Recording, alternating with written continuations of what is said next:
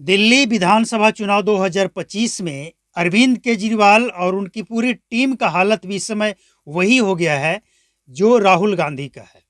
राहुल गांधी हमेशा कुछ न कुछ नया प्रयोग करने आते हैं अपने पार्टी के फायदे के लिए, और होता ये है कि वो दाव उल्टा पड़ जाता है। आपने देखा होगा पिछले 10 वर्षों से राहुल गांधी जो कुछ भी करने आते हैं ना अपने पार्टी के फायदे के लिए, जो कुछ भी वो नया प्लान लेकर आते हैं, अडानी अंबानी नोटबंदी और ना जाने क्या क्या प्लान वो लेकर आए। हर चुनाव में हर राज्य में अलग अलग प्लान, वो प्लान उनका उल्टा पड़ जाता है। और वही हाल इस समय केजरीवाल का है। वो जितना बीजेपी को फंसाने जाते हैं, उनका कहने का मतलब था कि बीजेपी आपको लालच दे रही है सोने का हिरन जैसा। अब ये प्लान भी उनके ऊपर उल्टा पड़ गया, और ऐसे तमाम वो प्लान अब जितने भी यूट्यूबर्स हैं, सोशल मीडिया के पत्रकार हैं, या फिर जो नेशनल चैनल के पत्रकार हैं, वो दिल्ली के उन तमाम गलियों में जा जाकर तस्वीर दिखा रहे हैं कि देखिए दिल्ली का हालत। मतलब अरविंद केजरीवाल अब तक, जब से वो सत्ता में आए हैं, तब से अब तक जितना वो वायदे किए हैं, उस वायदे को वो कितना पूरा कर पाए हैं, अब लोग उन सब चीज़ों को खंगाल कर लोगों को दिखा रहे हैं कि देखिए दिल्ली की हालत क्या है। अरविंद केजरीवाल का पुराना बयान, नया बयान, पहले जब कहते थे कि हम पंजाब में सरकार में आ जाएंगे तो ये करेंगे, वो करेंगे, मतलब उनका जो भी दिल्ली को साफ कर देंगे 2020 तक, 2025 तक, नहीं करेंगे तो वोट नहीं दीजिएगा, यमुना की सफाई कर देंगे। अब ये तमाम चीज़ों को मीडिया वाले लोग मतलब गड़े हुए चीज़ों को निकाल निकाल कर दिखा रहे हैं, और अरविंद केजरीवाल इन सब चीज़ों को देख देख कर इतना पक चुके हैं, इतना उब चुके हैं कि उनको बोलना क्या है और बोल क्या देते हैं। मतलब अपने ही बुने जाल में वो फंस जा रहे हैं। अरविंद केजरीवाल की हालत भी ठीक वैसे ही हो गई है कि वो घेरने तो जाते हैं मोदी को, बीजेपी को, लेकिन वो खुद घिर जाते हैं। उनके जुबान से कुछ ऐसा निकल जाता है कि वो खुद ही घिर जाते हैं, और उनके पार्टी के लोग उनको बचाने में लगे रहते हैं।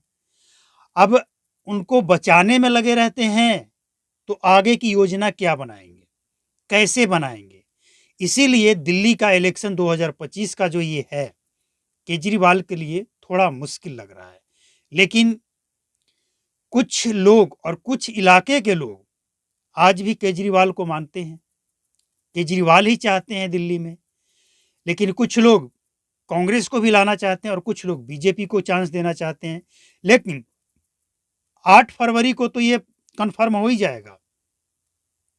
लेकिन 8 फरवरी के पहले ये जो कुछ भी चल रहा है, इसमें जो नेता अपने विवेक से और संयम से काम लेगा, उसी की जीत पक्की है। और बीजेपी को ऐसा लग रहा है कि आप इसी तरह से गलती करते रहें, हम इसका फ़ायदा उठाते रहें। और कांग्रेस को ये लग रहा है कि राहुल गांधी दिल्ली से कम दिल्ली विधानसभा चुनाव से जितना दूर रहें उतना अच्छा रहेगा, क्योंकि राहुल गांधी अगर दिल्ली के इलेक्शन में सक्रिय हो जाते हैं तो कहीं न कहीं वो भी वही गलती करेंगे, और उसका फ़ायदा राहुल गांधी जब भी गलती करते हैं, जब भी कुछ नया प्लान लेकर आते हैं, उसका फ़ायदा एकदम 90% बीजेपी को मिलता ही है। चाहे किसी भी राज्य का चुनाव हो या लोकसभा चुनाव हो, तो बीजेपी हो या फिर कांग्रेस हो, आम आदमी पार्टी हो, दिल्ली का चुनाव इस बार बीजेपी के लिए भी आसान नहीं है, मुश्किल तीनों के लिए है, लेकिन आसान है दिल्ली के जनता के लिए, क्योंकि दिल्ली के जनता फटाक से ये तय कर ले कि वोट किसको देना है। अगर दिल्ली की जनता ये तय करने में और लालच में पड़ गई तो दिल्ली का 5 साल फिर से बर्बाद होने वाला है।